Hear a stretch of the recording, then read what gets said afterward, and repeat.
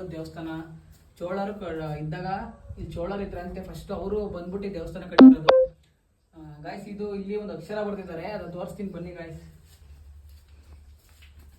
Guys ಇದು ಈ ಊರಲ್ಲಿ ದೇವಸ್ಥಾನ ಕಟ್ಬೇಕಾರೆ ಚೋಳರು ಒಬ್ರು ದೇವಸ್ಥಾನನ ಓಪನಿಂಗ್ ಅಂದ್ರೆ ಇದನ್ನ ಇದು ಮಾಡಕ್ಕೆ ಇವ್ರು ಇದು ಕೇಳಿದ್ರಂತೆ.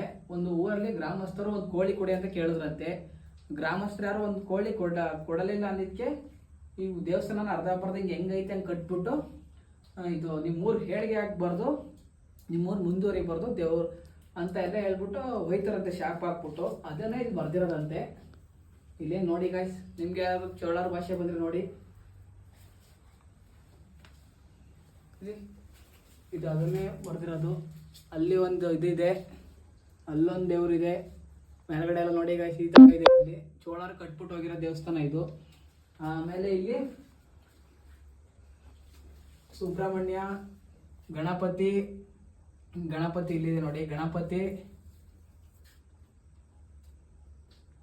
ಇವರು.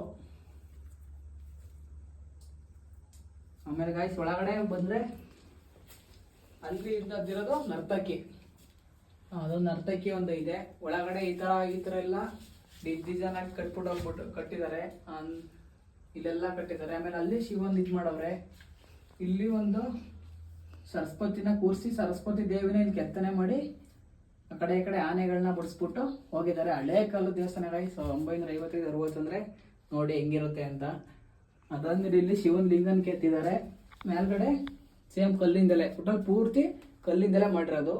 ಅವಾಗ ಮಳೆ ಬಂದಾಗೆಲ್ಲ ಮಳೆ ನೀರು ಸೋರುತ್ತೆ. ಅಲ್ಲೆಲ್ಲ ಗ್ಯಾಪ್ ಇದೆ ನೋಡಿ, ಅಲ್ಲಿ ಗ್ಯಾಪ್ ಇದೆಯಲ್ಲ, ಅಲ್ಲೆಲ್ಲ ಗ್ಯಾಪಲ್ಲಿ ಸೋರುತ್ತೆ ಅವಾಗ. ಅದನ್ನ ನಾವು ಹಂಗೆ ಕ್ಲೀನ್ ಮಾಡ್ತಿರ್ತೀವಿ.